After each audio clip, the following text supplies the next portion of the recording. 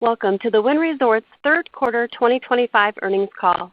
All participants are in a listen-only mode until the question-and-answer session of today's conference.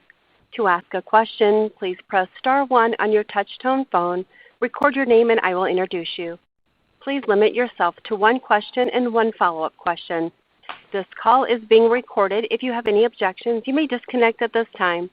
I will now turn the line over to Julie Cameron-Doe, Chief Financial Officer. Please go ahead. Thank you, Operator, and good afternoon, everyone. On the call with me today are Craig Billings and Brian Gullbrants in Las Vegas. Also on the line are Jenny Holiday, Linda Chen, and Frederic Luvisuto. Please note that we've published a presentation to provide more color on the company and recent performance ahead of this call. You can find the presentation on our Investor Relations website. I want to remind you that we may make forward-looking statements under Safe Harbor federal securities laws, and those statements may or may not come true. I will now turn the call over to Craig Billings. Thanks, Julie. Good afternoon, and as always, thank you for joining us. I'll jump right into the quarter, and I'll kick off here in Vegas. Wynn Las Vegas continued to see notable gaming market share gains in the quarter, driven by our incredible team and market-leading product and service, resulting in EBITDA growth on a hold-adjusted basis of 3% to $211 million. Against a difficult comp. Demand in the casino was healthy throughout the quarter, with solid increases in both drop and handle, leading to casino revenues that were up 10%. Hotel revenue was flat at $187 million, demonstrating that our plan to accept slightly lower occupancy in order to preserve ADR and maximize EBITDA paid off during the quarter. In fact, in August, the property set an all-time monthly EBITDA record. We also look forward to completing the renovation of the Fairway Villas by the end of this quarter and to the opening of Zero Bond. Apologies. Sorry for that. Wynn Las Vegas continued to see notable gaming market share gains in the quarter, driven by our incredible team and market-leading product and service, as I mentioned. More recently, business in the fourth quarter has seen continued momentum with drop and handle both up versus the same prior period last year. We've also seen notable growth in RevPAR and strong retail sales. So with the fourth quarter off to a strong start, we are now turning our attention to F1. You can look at our published room rates for the event and see that we are once again pricing at a significant premium to the market. Looking further out, our group and convention business looks strong heading into 2026, on pace to grow both room nights and rate over 2025. I do want to note that as we begin the Encore Tower remodel in the spring, we will lose about 80,000 room nights in 2026. We will attempt to pick up some of that in rate, but the remodel will present a slight headwind for 2026. Importantly, we continue to invest in our market-leading assets here in Las Vegas, and ultimately, while macroeconomic and geopolitical uncertainty remain a consideration, we remain positive on the outlook for our business in Las Vegas. Turning to Boston, we generated $58 million in EBITDA. In terms of fundamentals, the business at Encore Boston Harbor remains solid, with slot revenues growing over 5% year-on-year and OpEx tightly controlled. More recently, demand in Boston has remained healthy in October, with both drop and handle above last year. Macau also delivered very strong results in the quarter, which were further aided by higher-than-normal VIP holds. The business generated $308 million in EBITDA, including $23 million of VIP hold benefit. Mass volumes were particularly strong, up 15% year-on-year, despite the weather disruption near the end of the quarter. The cadence of Golden Week was a bit unusual this year in that we saw heavier volumes towards the tail end of the holiday and after the holiday period. Beyond Golden Week, volume metrics in the quarter have been strong, with turnover and mass drop both running well ahead of last year. With sustained double-digit market-wide growth in GGR, we continue to be optimistic about the future of Macau. The premium segment continues to lead the market in Macau. Last quarter, we discussed two new projects: an expansion of the Chairman's Club gaming area at Wynn Palace and a refresh of our Wynn Tower rooms at Wynn Macau, to ensure we continue to take advantage of this ongoing demand. Both projects are moving along very quickly. The Chairman's Club expansion should be complete ahead of Chinese New Year, and we are already completing the initial floors of the Wynn Tower room renovation now. While we expect some minor disruption into year-end from these projects, once complete, they will further elevate our offerings at both properties. Al Marjan Island continues to progress rapidly, and we look forward to welcoming many of you to the site in less than a month. We're pouring the final 2 floors now and are on track to top out the tower ahead of our analyst event in December. We are also pleased to announce our first development on the Marjan land bank adjacent to Wynn Al Marjan, the Janu Al Marjan Island by Aman Group. The Aman team are world-class, and we're delighted to have them as a neighbor. From a structuring perspective, our JV, the same JV that owns Wynn Al Marjan, will own the property, and the Aman team will manage the asset. Given the recent success of condo sales in the UAE in general and Ras Al Khaimah in particular, we anticipate our portion of the equity check for the project will be quite small, about $25 to $50 million. Beyond the standalone merits of the transaction, we also expect Janu's high-quality customers will be additive to Wynn Al Marjan Island. With the Marjan land bank, we have significant additional long-term development opportunities in the UAE. You can see more about this initial development in our quarterly earnings presentation. We remain on track for our targeted opening date of Wynn Al Marjan Island and look forward to showcasing what we believe is the most compelling development opportunity in the industry. With no competing operations announced to date, Wynn Al Marjan Island will be the only integrated resort in what many analysts are predicting will be a $5 billion plus GGR market. Our future continues to be bright. The opening of Wynn Al Marjan Island and the free cash flow inflection that it will bring gives us confidence that our best days lie ahead. I'll now hand it over to Julie to run through some additional details on the quarter. Thank you, Craig. At Wynn Las Vegas, we generated $203.4 million in adjusted property EBITDA on $621 million of operating revenue during the quarter, delivering an EBITDA margin of 32.8%. Unfavorable hold negatively impacted EBITDA in the quarter by just under $8 million. OPEX excluding gaming tax per day was $4.3 million in the quarter, up 3.1% compared to the prior year due to a bad debt swing and one-time expenses in repairs and maintenance. Otherwise, there were normal course ebbs and flows in OPEX. Turning to Boston, we generated adjusted property EBITDA of $58.4 million on revenue of $211.8 million with an EBITDA margin of 27.6%. Slot revenues were very strong, up 5%, and set a new record for Boston. We maintained our discipline on the cost side with OPEX per day of $1.16 million, up 1.9% compared to Q3 2024, despite continued labor cost pressures in that market. The Boston team has continued to do a great job of mitigating union-related payroll increases with cost efficiencies in areas of the business that do not impact the guest experience. Our Macau operations delivered adjusted property EBITDA of $308.3 million in the quarter on $1 billion of operating revenue, resulting in an EBITDA margin of 30.8%. Higher than normal VIP hold impacted EBITDA by a little under $23 million in the quarter. OPEX excluding gaming tax was approximately $2.75 million per day in Q3, up 7.6% year on year, with the increase driven primarily by the Gourmet Pavilion and normal cost of living expenses as we called out last quarter. This quarter, we also saw the variable impact of higher business volumes and about $2.5 million of typhoon-related OPEX. In terms of CapEx in Macau, last quarter we initiated 2 projects, as Craig mentioned, an expansion of the Chairman's Club gaming area at Wynn Palace and a refresh of our Wynn Tower rooms at Wynn Macau.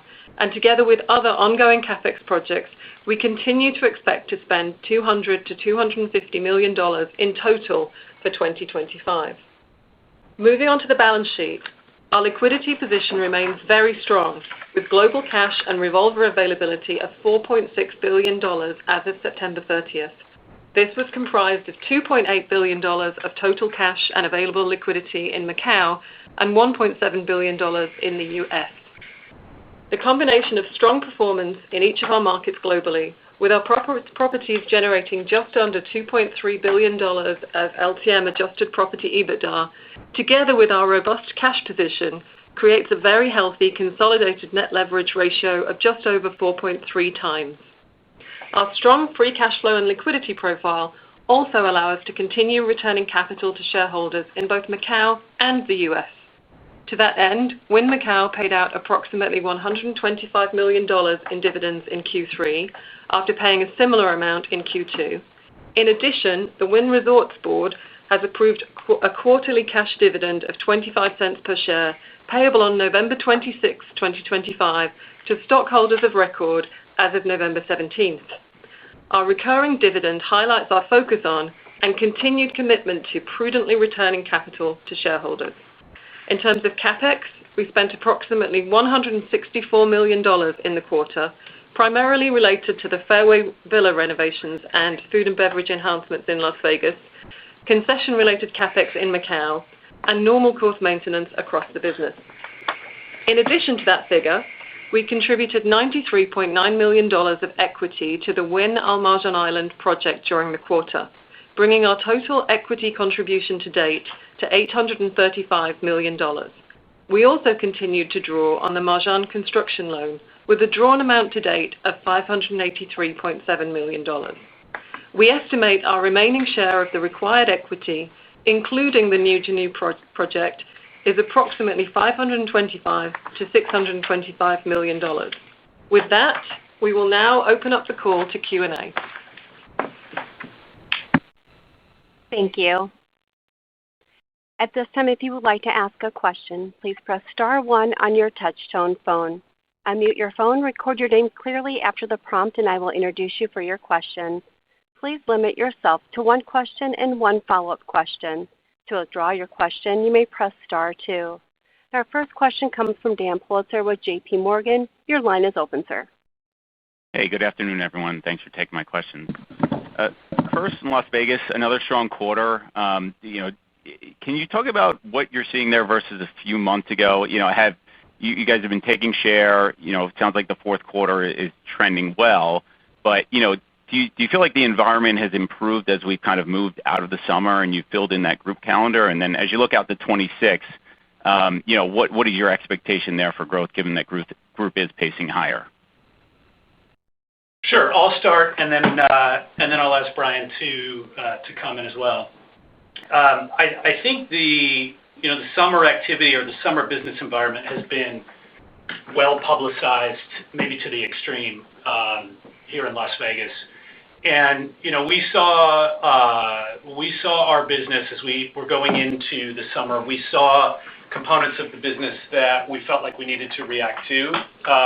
We reacted to that, and we talked a little bit about this on the last call. We reacted to that by really focusing on rate and not on occupancy. And then, of course, we can kind of staff the building accordingly and really make sure that we're driving EBITDA, and we did that. On the last call, I believe we mentioned that we were seeing things start to improve more broadly in Vegas, and certainly that was the case. And we also knew that by the time we got to October, we'd be in pretty good shape for the reasons that you just described with respect to group. So I don't think there's anything new there.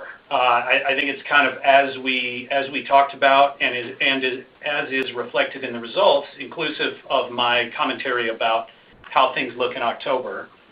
2026, the primary indicator is group, and Brian will talk a little bit about that. Brian, what did I miss? I think it comes down to three groups that are really focused right now and really focused on Q3, and they're focusing forward: our revenue team, our sales team, and our casino marketing team. In Q3, we were squarely focused on casino marketing as well as yielding ADR, as Craig mentioned, over peaks and on weekends to really take advantage of the compression. The team did an amazing job, resulting in a record August, delivering really nice, great results for the quarter. I think Q3 was a lot better quarter than we initially saw at the beginning of the year. And with respect to group, as stated, we're pacing ahead in 26 in both rate and room nights. The team's now focused on really plugging the last available holes over the summer, which is typical and par for the course. So really proud of what the team's done with their efforts. And as we move forward, we continue to focus on peak periods and weekends where we can take rate wherever we can. Got it. And then just turning to the UAE, you guys laid out a little bit over a year ago a base case, a low case, base case, and a high case scenario for EBITDA there. And I think the high case was $460 million. So I guess, look, the property certainly still is away from opening, but can you lay out or remind us what are kind of the puts and takes between the base case and the low case and the high-end scenario? And obviously, given that doesn't seem like there's competitors there, where does that maybe put you right now? Yeah. Look, there's a lot of puts and takes from the base case to the upside case, really across those cases. But the number one, by an order of magnitude, is GGR. And so really it comes down to how large the market will be and ultimately what our share of the market will be. As you rightly pointed out, our share of the market early on should be 100%. So we're not yet ready to revisit the numbers that we put out in our Investor Day, but you've seen sell-side estimates for the market as high as $8 billion. And so even if the market is a fraction of that size, the absence of near-term competition probably introduces some conservatism into our base case, but it's a greenfield market. And so what we really are focused on right now is getting open with the absolute best product that we can. Got it. Makes sense. Thanks. Thank you. Our next caller is John DeCree with CBRE. Your line is open, sir. Hi, everyone. Craig, maybe to stick with Las Vegas a little bit, you talked about some of the stuff that happened over the summer, but one of those things that came up was the social media backlash on pricing, and you obviously cater to the highest end of the market, but curious your views on that impact in terms of visitation to Las Vegas as a whole, and specifically, although you're kind of luxury end of the market, have you seen any pushback on pricing? You obviously had a great quarter in holding rate, but curious if you've seen any change. I'll take the second. Thank you for those questions. I'll take the second one first. We have not. And then on the first one, I've been getting this question a lot, and Wynn Las Vegas is not necessarily built for those visiting Las Vegas on a tight budget. Our customer generally isn't the customer who focuses on cost alone, but they are the type of customer who is really unrelenting when it comes to value for their dollar, right? Their expectation of that perceived value could not be higher. A small example, by the way, I had a patron email me several weeks ago about the difficulty of peeling the complimentary oranges in our spa. And we love that. We love feedback like that, no matter how small. And while we're unapologetic about premium pricing, we don't ambush patrons with unexpected charges. So contrary to what you might expect, our mini bar prices are a fraction of some others in the market. We held out as long as we possibly could in charging for parking and really only began to do so when we were at risk of becoming the neighborhood parking lot. Even now, hotel guests park free, by the way. Yes, our customer pays a premium room rate, but we don't want them to feel nickel and dime. That's actually contrary to creating high perceived value. So because of that, we haven't seen that pushback on pricing that others in the market might have, or at least we've seen on social media. So lastly, while the current narrative is when did Las Vegas get so expensive, Las Vegas is actually chock full of low price options and values. It really is. But historically, it has also been a town where one could escape one's worries for 3 days and experience world-class service in beautiful environments. In other words, a town of really high perceived value. Any erosion of that perceived value will manifest itself in a mantra against the cost of the experience itself. But read through the underlying messages, and you will see it much more as being about the value for dollar and not the dollar itself per se. And that's just not us. So no, we haven't seen that pushback. If rates compressed 50% in Las Vegas tomorrow, would we see that? Would we feel that? Sure we would. But we will always be at a pricing premium, and the reason is because we deliver a whole lot of value. That's helpful, Craig. I appreciate those comments, and I too struggled with those oranges, so I'm glad you guys are gonna get that taken care of. Well, they're easier to peel. Good. They're already pre-peeled, I'm sure. We'll look forward to that. If I could ask the question on kind of the inverse of that, we here expect visitation to pick back up in Las Vegas, more broadly, especially with the convention calendar picking up, and so. Your business is a bit uncorrelated, but, should you also expect to see a little bit of uplift as visitation to the city comes back as a whole, or would you say you're kind of just marching to the beat of your own drum right now in terms of where you're positioned in the market? I guess, is there more upside as visitation recovers for you in Las Vegas?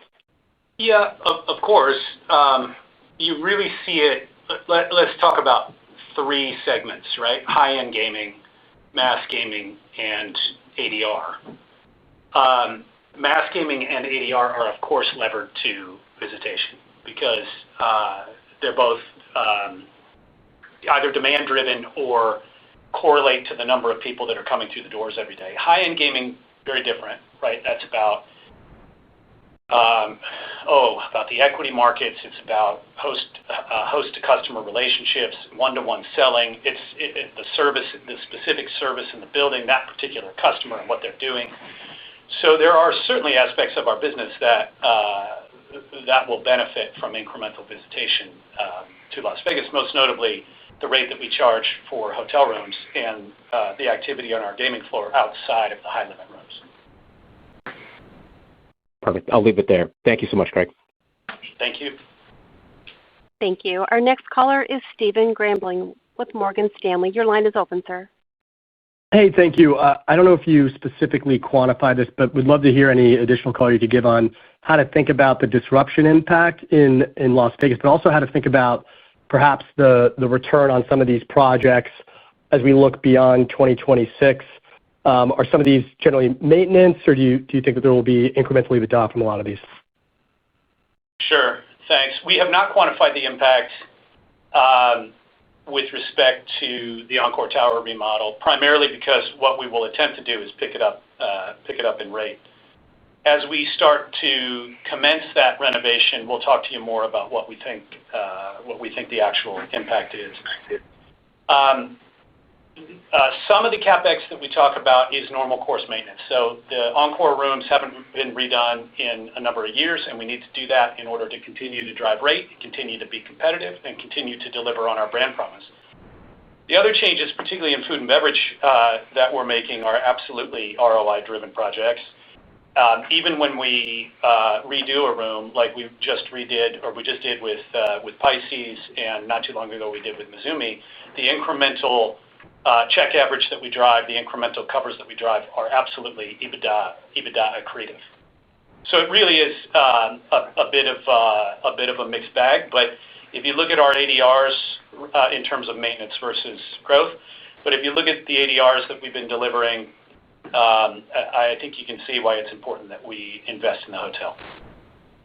100%. Maybe turning to Macau very quickly, what are you seeing in terms of the competitive dynamics, particularly as the quarter progressed, given there's some chatter for some of your peers that there might be a little bit more promotions going on? And how do you generally think about margins going forward as you think about either maintaining price integrity or having to competitively respond? Thanks. Sure. Thank you. We think about it day to day. So it's, as I've said on probably the last 8 calls, it's hand-to-hand combat in Macau. That's just the reality of the market. We haven't seen a notable uptick in a material notable uptick in promotional activity. But we have a really clear view, as I've said before, down to the basis point of how much incremental GGR market share we need in order to justify and fade an incremental percentage point of reinvestment. So we're monitoring that closely in real time. In terms of the specific impact that you can see on margins, as we have also said before, we view margin as an outcome of aggressively driving revenues, profitably reinvesting in customers, and diligently managing costs. So we don't manage to a specific margin per se, but what we're constantly doing is looking at our reinvestment levels relative to revenue, not market share, revenue. That's helpful. Thank you. Thank you. Our next caller is Robin Farley with UBS. Your line is open. Thanks. Going back to the UAE for a moment, I'm going to try and ask the question a different way. I don't know if I'll get any more of an answer, but what were you factoring into your base case when you originally laid it out? I think you mentioned the potential for 2 other competitors to be in the market by 2029. How should we think about what you were kind of factoring in for that competition in terms of impact? Sure, Robin. You're right. We were factoring in 2 incremental competitors and a market that I believe, if I'm remembering from the presentation, was $3 to $5 billion of GGR.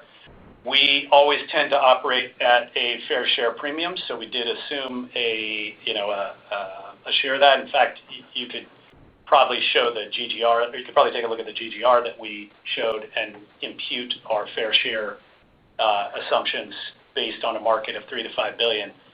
And as I mentioned before, with no announced competition that we're aware of in the market thus far, there probably is some conservatism in those estimates. And is the market size, some of your assumption had assumed that some of the market would be driven by having those 2 other competitors, or do you think the market size would still be the same? Plus or minus, sure. We did not make an assumption with respect to the draw of any incremental competitors. What we really look at is a tremendous amount of airlift, a very robust locals market, a very, very high GDP per capita. Those are the things that we look at when assessing the size of the market. It's a very small market geographically. It's very, very tightly coupled. It's about 50 minutes from Dubai to the property. So those are all with great road infrastructure. So those are all the things that we look at when assessing market size. Thank you. If I could do one quick follow-up on Vegas, just for group for 2026, I wonder if you could give us a sense of group pace after Q1, just to get a sense of sort of underlying demand after the benefit, obviously kind of rotating in, just how that looks past Q1. Thanks. We don't break down our group forecasts on public calls by quarter, but it's safe to say that we feel good about it. Okay. Thank you. Sure. Thank you. Our next caller is Brandt Montour with Barclays. Your line is open, sir. Hi, thanks for taking my question. So in Las Vegas, I'm curious that up RevPAR or that RevPAR growth that you guys saw so far in the fourth quarter, is that all from mix and rate compression from group, or are you actually seeing some recovery in leisure occupancy? Sure. I'll start and then I'll pass it to Brian. You mentioned the rate compression from group, and obviously that helps in terms of pricing. Group rooms obviously are contracted multiple years out and thus tend to carry a lower ADR than the prevailing ADR. So it's really a function of health across the board, but absolutely group compression does help. Brian, what would you add? I'd say the same. We've really seen a great start in October. Team's done a great job yielding rates over peak demands. We have a little softness before and after F1, which is typical, and the team's already reacted and put plans in place to prop that up. So pacing quite nicely in 4, right, and we feel good about where we're headed. Great. Thanks for that. And then quick question on UAE, and you probably don't want to jump any guns here on what you want to say for the game plan there, but for a property like this, when do you start to go out and build excitement and buzz with some of the bigger global players in your database now or in the database that you want to have, and sort of is that sort of a later next year thing? And then any insight on what you've learned so far from the acquisition in London to that extent? Sure. Great questions. The entire senior management team is already on board in the UAE. That includes key marketing leaders. So you should assume, as is the case when you're opening a property in a new region like this, that one-to-one marketing and player engagement has been going on for actually quite some time. Mass marketing and mass communication, you obviously roll out much, much closer to the actual opening, because to create awareness at this point, you're so far from consideration and conversion that it really doesn't do you much good. So we are actively marketing to the folks that we will want in the building on a one-to-one basis, and you should expect to see a lot more on the mass marketing side as 2026 progresses.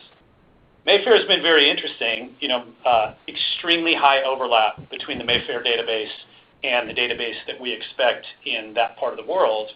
We've learned a whole lot around game preference, reinvestment expectations, the competitive dynamics in other parts of that region, and it's really been very, very instructive to what we're going to do in Marjan. Excellent. Thanks, everyone. Thank you. Our next caller is David Katz with Jefferies. Your line is open, sir. Hi, afternoon, everyone. Thanks for taking my question. I wanted to talk about Macau, where taking some share seems to be the high-level observation. The hold percentage was high. We've seen October GGR numbers come across in the mid-teens growth percentage. I'd love your kind of state of the state. What's going on in that market? What's driving that growth? Is it a mainland fundamental dynamics in some way? Whatever you can share would be helpful. Thank you. Sure. Thanks, David. Yeah, you're right. The market has been pretty good, and it's great to see. You usually have a very thoughtful and very strategic question on these calls, so I'm going to answer you in a somewhat philosophical and strategic way that may not satisfy you, by the way.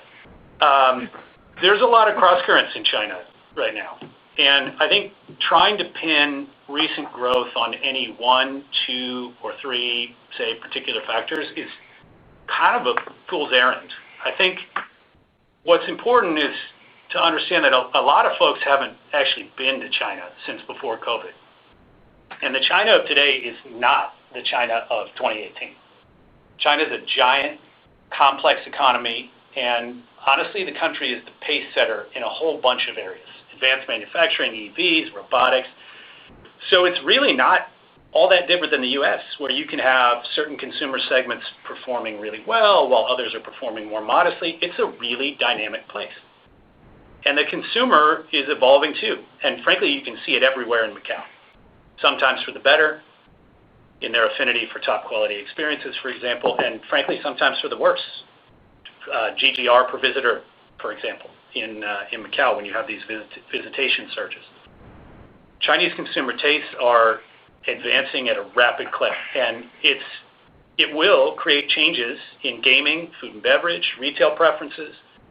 So it's an exciting place to be, and we're very long-term bullish, but I think trying to pin ebbs and flows in the market to one particular factor, it's like trying to pin ebbs and flows in Las Vegas to any one particular factor. It's just not the case. So, again, we're delighted with how the market is doing, and we're very, very mid and long-term bullish on Macau. Appreciate all that. Just one follow-up to that end. One of the observations we're seeing here in the United States is a bit of a bifurcation where the high end seems to be doing better than the low end. Is that unrelated, but is that a similar dynamic to what you're seeing out of China? Sure. I think you see that. It's a premium-led market. It's a premium mass-led market, and I think that is absolutely the case. You also have a shifting industrial policy in China that is having certain effects on real estate, certain effects on other forms of industry and value creation, and that's creating new pockets of wealth. It's just a very, very dynamic place. But your general observation is, I think, true, and that's good for us because that's the end of the market that we focus on. Yep. Thank you, Craig. Sure. Thank you. Our next caller is Chad Beynon with Macquarie. Your line is open, sir. Hi, good afternoon. Thanks for taking my question. I wanted to go back to Vegas. So occupancy, as we can see in the release, was down a couple hundred basis points, which was expected. But your slot drop up 7% and your table drop up 12% clearly shows that either the customers that were staying in your property were spending more per trip than what we had seen in prior periods, or maybe others are, I don't know, using other properties as dormitories and then coming over to your property. But can you add any additional color just in terms of the disconnect between the growth that you had in drop versus the number of people staying in your property for the quarter? Thanks. Sure. I'll start, and again, I'll ask Brian to weigh in. Look, we said there's a lot that goes into attracting premium play. And disproportionately, the growth that you're seeing is premium play, and disproportionately, it is lodgers. And we set out several years ago to double down on what we do really well. Okay, that's the service in the building, the amenities we have in the building, and also to improve even further certain aspects of our casino marketing function. And as part of that, or as a result of that, I should say, you have seen pretty significant growth in our gaming market share. And I'm super proud of that. I'm super proud of the team for doing that. And you're seeing the benefits of that in Q3. It really is that straightforward. It's not, the mass floor that's driving that. It's the hosted high-end customer. Brian, what would you add? Yeah, it's the premium customer that's really looking for a premium experience. It's us continuing to invest in our facilities, in our offerings, in the experiences, investing in our people, leaning into who we are, focused on our culture of service, cleanliness, safety at a premium level. And people are willing to pay extra for that. And so we get more of our fair share for that and can steal share at that point. People want value. It's also it goes back to the perceived value the comment that I had in response to John's question. It's also technology. We're using technology very differently than we did before on the marketing side. It's honestly there is no one thing. It's all those things, and the results that you're seeing, as I said, are disproportionately people that are staying in the building. Yeah, I mean, if I can add on F1 right now as we come into fourth quarter, and that's always been a popular topic. We're highly programmed for our premium crowd. We're seeing solid pickup right now. We've maintained our premium rates from last year, and we've maintained a 3-night minimum for that F1 weekend that no one else in the market has done. So feeling really good about where we are. We've actually bought 3 additional tranches of tickets, so really seeing great increased demand. And, we have an outstanding relationship with Formula One. We're bullish on the future of the race. And I think it continues to pay dividends for not just us, but for the market. Great, thanks. And yes, F1 rates are impressively priced right now. And then just in terms of buybacks and how we should think about capital allocation, I know that was something that was becoming a little bit more recurring in the quarterly result.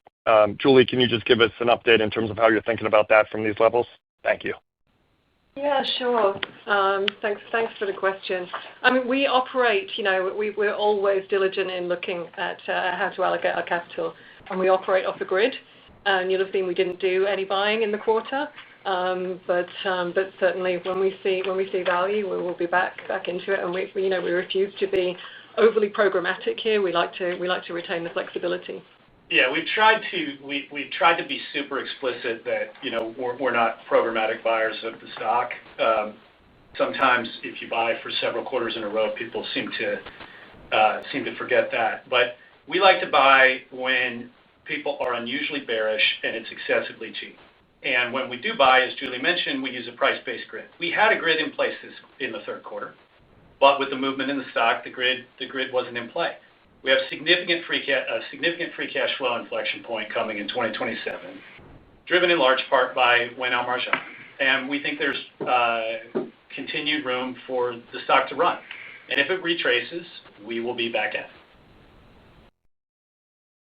Thank you. Sure. Thank you. Our next caller is Steve Wieczynski with Stifel. Your line is open, sir. Yeah, hey guys, good afternoon. So Craig, I want to ask, starting with Macau and go back to Golden Week, which I think you described it as unusual. And yeah, look, we understand there was some weather headwinds early in the week and all that stuff, but wondering what you think kind of drove that unusual pattern. Meaning folks, especially the higher end folks, stayed away, then they came back. It seems like in full force later in the month. So I guess the question is, more around, should we expect this type of behavior to kind of repeat itself going forward around this holiday, or and I know that's somewhat philosophical. Yeah, no problem. I mean, we're asking ourselves the same question. So don't know yet.